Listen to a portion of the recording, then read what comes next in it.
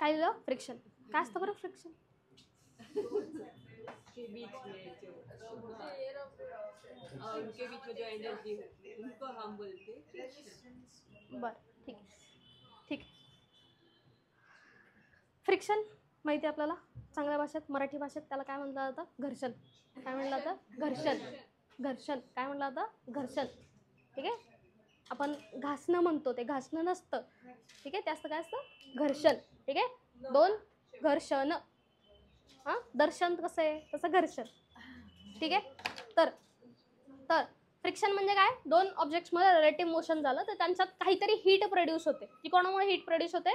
फ्रिक्शनमुळे heat produce होते. सगळ्यांना friction माहिती आहे काय असतं? ते घासले, दोन सरफेस घासले, काय प्रोड्यूस झालं? म्हणजे फ्रिक्शन प्रोड्यूस झालं. आणि ती फ्रिक्शनल एनर्जी ही कशात कन्वर्ट होते? हीट एनर्जीमध्ये नंतर कन्वर्ट होते. ठीक आहे. तर फ्रिक्शन 3 प्रकारचे असतात. फर्स्ट असतो स्टॅटिक फ्रिक्शन, नेक्स्ट असतो कायनेटिक फ्रिक्शन आणि थर्ड जो असतो रोलिंग फ्रिक्शन. ठीक आहे. किती प्रकारचे आहेत? 3 प्रकारचे फ्रिक्शन आहेत. फर्स्ट काय आहे? स्टॅटिक फ्रिक्शन, नंतर कायनेटिक फ्रिक्शन आणि नंतर रोलिंग फ्रिक्शन. 3 प्रकारचे फ्रिक्शन आपल्याकडं आहेत. फर्स्ट कोणता आहे? स्टॅटिक फ्रिक्शन, नंतर कोणता आहे? कायनेटिक फ्रिक्शन आणि थर्ड कोणता आहे? Rolling friction. तिन्ही फ्रिक्शनमध्ये काय फरक आहे ते समजून घ्यायचं. स्टॅटिक म्हणजे काय असतं? रेस्ट. ठीक आहे. स्टॅटिक म्हणजे काय? रेस्ट. आता मला सांगा, आता हा टेबल आहे सपोज. ठीक आहे. लक्ष द्या, व्यवस्थित लक्ष द्या. टेबल आहे, मी टेबलला सपोज ओढते. ठीक आहे. त्याच्यात काय? स्टॅटिक फ्रिक्शन आहे. त्या स्टॅटिक फ्रिक्शनमुळे टेबल ओढला नाही जाते. ठीक आहे. त्याच्यात इनर्शिया तर आहेच, बट त्याच्यात काय आहे? अजून एक स्टॅटिक फ्रिक्शन आहे. ठीक आहे. तो जो सरफेस आहे खालचा, त्या सरफेसमध्ये आणि टेबलमध्ये कुठल्याही प्रकारचा एक काहीतरी काय आहे? एक फ्रिक्शन आहे. त्या फ्रिक्शनमुळे तो सरफेस काय करतोय? त्या टेबलला रेजिस्ट करतो. ठीक आहे. रेजिस्टन्स येतोय त्या टेबलला सरकवण्यापासून. ठीक आहे. आता जर सपोज असं झालं, टेबल ओढतीये, तो एका पॉईंटला मला ओढला गेला. ठीक आहे. काय आलं? स्टॅटिक फ्रिक्शन होतं पहिलं त्याच्यात. ठीक आहे. स्टॅटिक फ्रिक्शनमुळे ऑब्जेक्ट रेस्टवरच राहतं. ठीक आहे. थोड्या वेळ असं झालं, थोड्या वेळानंतर मला तो ओढला. ठीक आहे. मला सांगा, मला एनर्जी कधी जास्त लावायला लागली? तो स्टार्टिंगला की नंतर ओढतोय त्यावेळी एनर्जी जास्त लावायला लागली? स्टार्टिंगला. म्हणजे स्टॅटिक फ्रिक्शन हे काय असतं? जास्त असतं as compared to kinetic friction. Kinetic friction कधी येतं? ज्यावेळी ऑब्जेक्ट मोशनमध्ये राहतो त्यावेळी.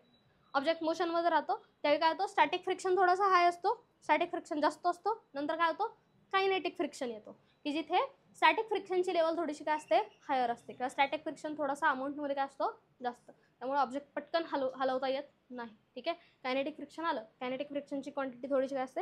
लोअर असते, कमी असते. ठीक आहे. आणि थर्ड येतं रोलिंग फ्रिक्शन. या स्टेबलला जर चाकं असती, काय असतं?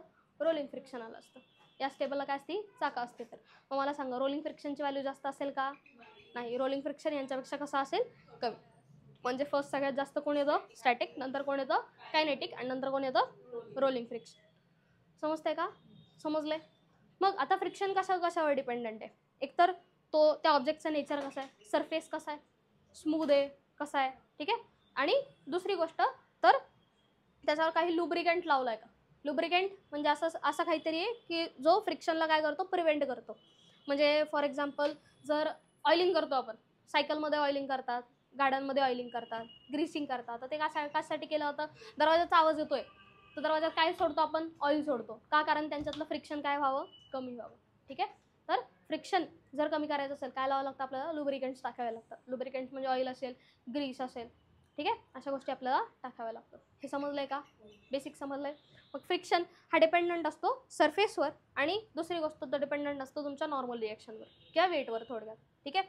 मग आता फ्रिक्शन, स्टॅटिक फ्रिक्शन नंतर सांगेल, कायनेटिक फ्रिक्शन पाहून घ्या. तर फ्रिक्शन जो आहे तो डायरेक्टली प्रपोर्शनल असतो न्यूला, where mu is coefficient of friction. काय असतो तो? Coefficient of friction. काय असतो न्यू? Coefficient of friction. तो डिपेंड करतो नेचर ऑफ सरफेसवर. कशावर डिपेंड करतो? नेचर ऑफ सरफेसवर. Force is also directly proportional to normal reaction N. कशाला डायरेक्टली प्रपोर्शनल आहे? नॉर्मल रिॲक्शन एनला तो डायरेक्टली प्रपोर्शनल आहे. या दोघांना कम्पेअर करून आपण एक फॉर्म्युला बनवतो, F is equal to mu N. Frictional फोर्सचा फॉर्म्युला, फ्रिक्शनल कायनेटिक फ्रिक्शनचा फॉर्म्युला काय तो? Mu N. काय तो? Mu N. कायनेटिक फ्रिक्शनचा फॉर्म्युला. ठीक आहे. याचा वेगळा असेल स्टॅटिक फ्रिक्शनचा. स्टॅटिक फ्रिक्शनची value from 0 to mu s N इथपर्यंत व्हॅरी होत राहील. ठीक आहे. हे नंतर सांगेल मी स्टॅटिक फ्रिक्शन. याचा एक असा स्पेसिफिक असा काही फॉर्म्युला नाही आहे. ठीक आहे. बट मॅक्सिमम फ्रिक्शन जर काढायचं असेल तर मॅक्सिमम फ्रिक्शनचा फॉर्म्युला इथं हाच येतो, न्यू एस एन. हाच येतो, सेम याच्यासारखा फॉर्म्युला आहे, न्यू एस आहे. ठीक आहे, मॅक्सिमम फ्रिक्शनची व्हॅल्यू याची सुद्धा काय असणार आहे, न्यू एस एनच असणार आहे. ठीक आहे, समजलंय का, मॅक्सिमम. ठीक आहे, मॅक्सिमम लिमिटिंग फ्रिक्शन म्हणतात त्याला. ठीक आहे, तर आता क्वेश्चन पहा एक, त्या क्वेश्चनवरून समजेल तुम्हाला काय ते. पहा नका, क्वेश्चनमध्ये समजून जाईल ते. ठीक आहे, काय क्वेश्चन पहा. A block B is pushed momentarily, a block B is pushed momentarily along a horizontal surface with the initial velocity of, initial velocity काय, u. ठीक आहे, initial velocity काय आहे, u. If nu is the coefficient of friction, आता u आणि nu मध्ये काय फरक आहे, u असा काढतो साधा आणि nu हा कर्सिव्ह हँड रायटिंग मध्ये येतो, कर्सिव्ह मध्ये येतो. ठीक आहे, हा काय आहे, nu आहे. ठीक आहे, if nu is the coefficient of sliding friction between B and the surface, the block B will come to rest after time. किती टाइम नंतर तो ब्लॉक काय होईल, रेस्टवर येईल. ठीक आहे, किती टाइम नंतर तो ब्लॉक काय होईल, रेस्टवर येईल. लक्षात ठेवायचं, टाइम जर काढायचा असेल तर टाइम काढण्यासाठी सगळ्यात महत्त्वाचे न्यूटनचे 3 लॉज अप्लाय होतात. ठीक आहे, कधी पण टाइम विचारला असेल तर. आणि वेलॉसिटी, ॲक्सेलरेशन, डिस्प्लेसमेंट हे जर असतीलच तर काय करायचं, न्यूटनचे लॉ यूज करून द्यायचे. ठीक आहे, न्यूटनचे 3 कायनेमॅटिकल इक्वेशन्स, काय 3 कायनेमॅटिकल इक्वेशन्स यूज करायचे. ठीक आहे, येतात सगळ्यांना कायनेमॅटिकल इक्वेशन्स, सांगा काय आहेत. V is equal to u plus at, v square is equal to u square plus 2as आणि s is equal to ut plus half at square. ठीक आहे, तर आता क्वेश्चन पहा. The block B is pushed momentarily along a horizontal surface. इथे पण FBD पहिली काढणार. FBD काढल्यानंतर आता हे लक्षात ठेवायचं, फ्रिक्शन हा नेहमी मोशनच्या अपोजिटला लागतो. ठीक आहे, आता ह्याच्यावर जर फोर्स इकडे लागतोय, ठीक आहे, फोर्स इकडे लागतोय तर फ्रिक्शन कुठं लागतो, त्याच्या अपोजिटला. फ्रिक्शन काय करतो, नेहमी अपोज करतो, म्हणून फ्रिक्शन नेहमी कुठं लागतो, अपोजिटला लागतो. वरती काय लागेल, नॉर्मल, खाली काय लागेल, mg. वरती नॉर्मल, खाली mg, फ्रिक्शन इकडे. ठीक आहे, तर काय, a block B is pushed momentary along horizontal surface with initial velocity u. If nu is the coefficient of sliding friction between B and the surface, block B will come to rest after time. Time find करायचा आहे तुम्हाला. ठीक आहे, काय find करायचं आहे, time find करायचं आहे. आता टाइम फाइंड करण्यासाठी आपल्याकडे 3 इक्वेशन्स काय, v is equal to u plus at, v square is equal to u square plus 2as आणि s is equal to ut plus half at square. पहा तुमच्याकडे काय काय अवेलेबल आहे. आता इनिशियल वेलोसिटी आहे, फायनली तो काय येणार आहे, रेस्टवर येणार आहे. बरोबर, म्हणजे फायनल वेलोसिटी आहे, इनिशियल वेलोसिटी आहे. ॲक्सेलरेशन आहे का, नाही. डिस्प्लेसमेंट आहे का, नाही. आणि टाइम पण नाही आहे. ठीक आहे, ॲक्सेलरेशन तुम्ही फाइंड करू शकता. ॲक्सेलरेशन काय असतो, नेट फोर्स अपॉन मास. बरोबर, म्हणजे ॲक्सेलरेशन फाइंड करता येईल, वेलोसिटी तुम्हाला माहिती आहे, टाइम तुम्हाला फाइंड करायचं. समजलाय क्वेश्चन. ठीक आहे, मग एस वाले का नाही इक्वेशन यूज केले, कारण डिस्प्लेसमेंट तुमच्याकडं नाही. ठीक आहे, डिस्प्लेसमेंट नाही म्हणून हे दोन इक्वेशन यूज करणार नाही. समजलंय. मग आता फर्स्ट काय फाइंड करणार तुम्ही, ॲक्सेलरेशन फाइंड करणार. ठीक आहे, ॲक्सेलरेशन काय असतो, नेट फोर्स अपॉन मास. ठीक आहे, नेट फोर्स अपॉन मास. मग पहा फ्रिक्शनल फोर्सचा फॉर्म्युला काय आहे, न्यू एन. बरोबर, काय तो न्यू एन. आता इथे जर पाहिलं, नॉर्मल रिएक्शनला बॅलन्स आउट करणारा कोण आहे, mg आहे, म्हणून normal can be written as mg. बरोबर, मग फ्रिक्शनल फोर्स काय आला, न्यू mg.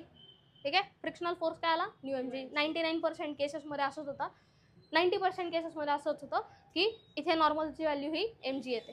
ठीक आहे, तर इथे काय, इथे याच्यावर हॉरिझॉन्टली ब्लॉक कसा मूव्ह करतोय, हॉरिझॉन्टल नेट फोर्स काय त्याचा, फ्रिक्शनल फोर्सला इक्वल आहे. बरोबर, म्हणजे नेट फोर्स काय झाला, फ्रिक्शनल फोर्सला इक्वल झाला. मग ॲक्सेलरेशन काय येईल बरं, acceleration can be written as F net upon total mass. Acceleration काय येतं, F net upon total mass. F net म्हणजेच काय, फ्रिक्शनल फोर्स. बरोबर, हॉरिझॉन्टल फ्रिक्शनल फोर्स आहे. बरोबर, व्हर्टिकल फोर्सेस घेणार का, नाही. का, कारण एफ नेट तोच घ्यायचा जो ॲक्सेलरेट करून देतोय बॉडीला. ठीक आहे, एन आणि mgचा ॲक्सेलरेशन करण्यात काही संबंध नाही. कोणाचा आहे, फ्रिक्शनल फोर्स आहे, म्हणून नेट फोर्स काय आला, फ्रिक्शनल फोर्स न्यू mg. आणि टोटल मास कितीचा आहे, mचा. ठीक आहे, mm कॅन्सल आउट आहे. ठीक आहे, काय राहिलं ते, न्यू जी. काय राहिलं, न्यू जी. समजलंय, नक्की समजलंय. काय काढायचं तुम्हाला, टाइम फाइंड करायचा आहे. ठीक आहे, मग इक्वेशन हे यूज करा. ठीक आहे, ऑब्जेक्ट काय येणार आहे, रेस्टवर येणार आहे, ब्लॉक कुठे येणार आहे, रेस्टवर. त्यामुळे v इज इक्वल टू काय येईल, 0.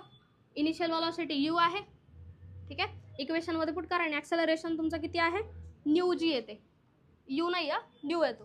ठीक आहे, कॅन्सल आउट नाही करायचा, तो काय आहे न्यू आहे. ठीक आहे, मग काय येईल बरं, V is equal to U plus A T equation use केलं. ठीक आहे, व्हीच्या जागी 0 आला, यूच्या जागी काय आला U plus acceleration nu G T. Correct, acceleration काय आला न्यू जी टी. हे लक्षात ठेवा, इथे ॲक्सेलरेशन बॉडी डी ॲक्सेलरेट होतीये, काय होतीये डी ॲक्सेलरेट, म्हणून ॲक्सेलरेशन हे मायनसमध्ये येईल. ठीक आहे, बॉडी डी ॲक्सेलरेट होती, डी ॲक्सेलरेट होती याचा अर्थ तिची वेलॉसिटी कमी होत चालली आहे ना. ठीक आहे, म्हणून ॲक्सेलरेशन काय येईल मायनसमध्ये येईल. ते मायनसमध्ये जर घेतलं तर टाईम प्लसमध्ये येईल. ठीक आहे, पहा काय होईल मग, हा यू इकडे जाईल. ठीक आहे, नाही तसंही येईल, ते मायनस साईन घ्यायची, तर तसंही येतं अरे. ठीक आहे, नका घेऊ, बघू जर नाही आलं तर घेऊ. आपला हे काय आलं पाहिजे. ठीक आहे, यू इकडे जाईल, यू इज इक्वल टू काय होईल मग minus U is equal to nu G T. ठीक आहे, घ्या मायनस, म्हणजे मायनस मायनस कॅन्सल आउट होईल. ठीक आहे, तर टी इज इक्वल टू काय मिळेल मग U upon nu G T काढायचा ना. टी इज इक्वल टू काय येईल मग टी तिथंच ठेवा, न्यू जी खाली येईल म्हणजे यू अपॉन न्यू जी. ठीक आहे, इनिशियल वेलॉसिटी व्ही दिलेली आहे, ऑप्शन कुठे गेलं ऑप्शन डी. ठीक आहे, हा यू करायला किंवा मग इनिशियल वेलॉसिटीज तुम्हाला यू दिलेली आहे, ते सॉरी फायनल वेलॉसिटीज हां इनिशियल यू द्यायला पाहिजे होती, बरोबर आहे. ठीक आहे, ऑप्शन कोणता असेल डी. समजलं आहे का, घ्याल वय